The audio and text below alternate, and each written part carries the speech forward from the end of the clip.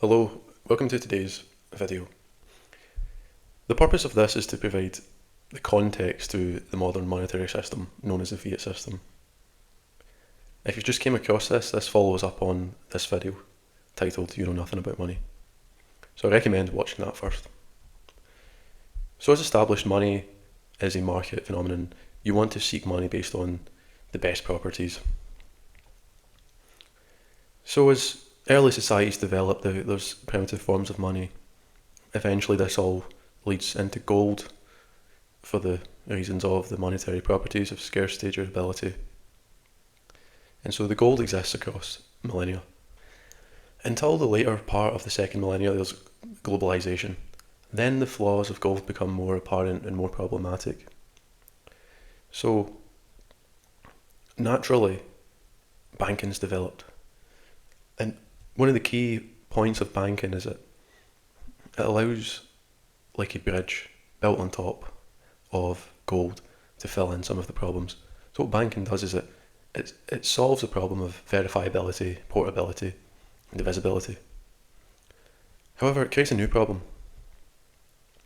And that's that the way that the banking is structured is that there's gold and then there's bank money backed by the gold. However, it's not fully backed. So when someone receives a loan, the bank can create new bank money for that loan, which is not backed by gold. And then they can receive this back with interest, and this is highly lucrative. This naturally leads to the rise of the banking elite families. Like any business, there's always the pressure, the force towards centralisation, monopolisation of banking. This monopolisation manifests as central banks, the desire to control a single bank for a country rather than having a market competition among banks.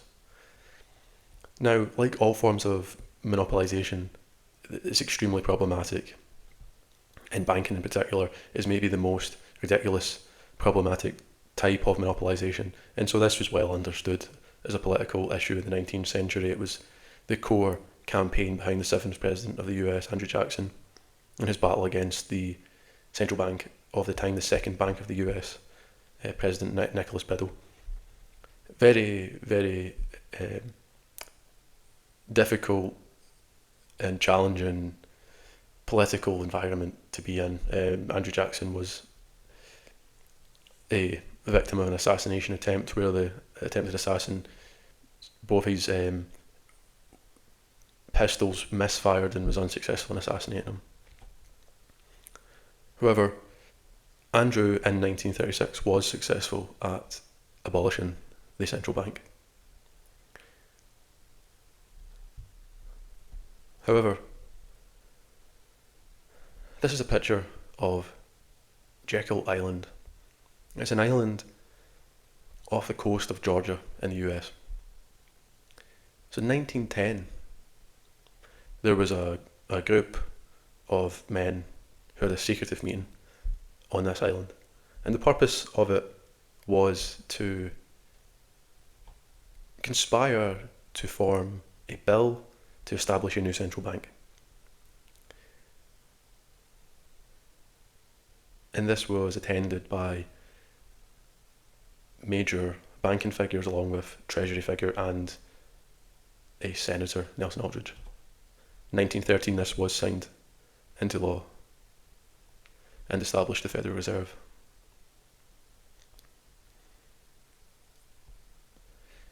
So let's take a step back and think about this. Think about it from the perspective of these bankers who benefited from fractional reserve banking. Now, what's better than fractional reserve banking? It's quite a ridiculous proposition at the time to even suggest this, but what about no reserves?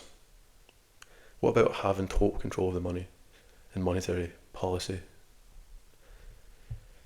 And so, from the establishment of the Federal Reserve, this is what we see. We start to see the path towards this new monetary system. After World War II, there's a system established known as Bretton Woods, and it was this idea that the dollar was backed by gold. $35 was an ounce of gold, and then other currencies could peg their currency to the dollar, and it would maintaining international backing of the currencies by gold. However, this was essentially a scam because it was just like banking, it was never fully backed and was a fractional reserve system that benefited the US. This is an unsustainable system and came to an end in 1971. It was described as a temporary suspension. That was a lie.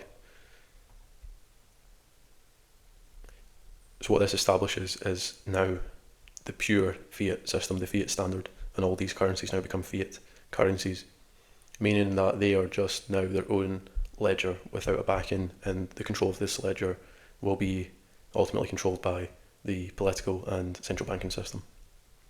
And so this is a very discreet scam, because if you're someone in 1970, living through 1971 to 72, the currency that you're working with, that you're working for, it looks the same. The only thing that you'll slowly see is the prices rising. And this has been the largest scam in history.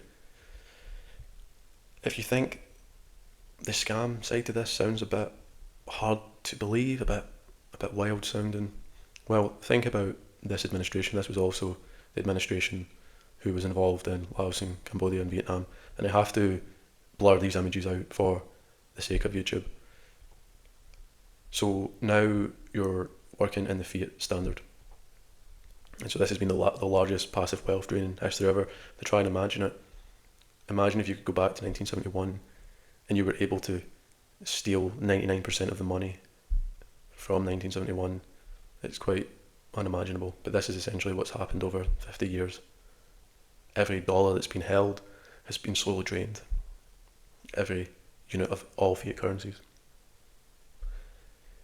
This is only possible because of the population's unawareness of monetary economics, and because people have a demand to hold and store fiat currency over the long term, gives the currency a value which allows it to be debased.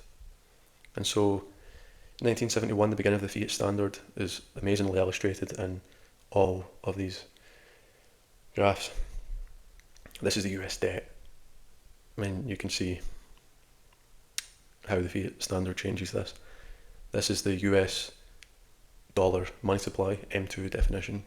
And you can see the change from 1971. This is the UK debt. You can see the change from 1971.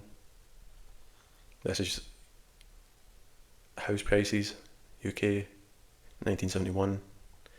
US house prices, 1971. US inflation, 1971, key date. So we've established the dollar as being the largest passive wealth drain since the beginning of the fiat standard, and it's been a dreadful currency to hold. But it's been a lot worse if you hold all of the currencies of smaller countries and smaller economies. As shown here, this is only over the past 10 years relative to the dollar. So, in conclusion, gold was used for millennia due to being the best available money based on monetary properties. Globalization brings up the flaws in gold of portability and divisibility, and so banks are established to cover these issues. Fractional reserve banking is highly lucrative and formed elite banking families. This moved towards monopolization in central banks, and through the establishment of the Federal Reserve, there was the movement towards the gold system to fiat system. And the fiat system has been the largest passive wealth drain in history. So the next part is going to cover why the fiat system is established and what it allows to happen in forms of sovereign debt. Thanks for watching.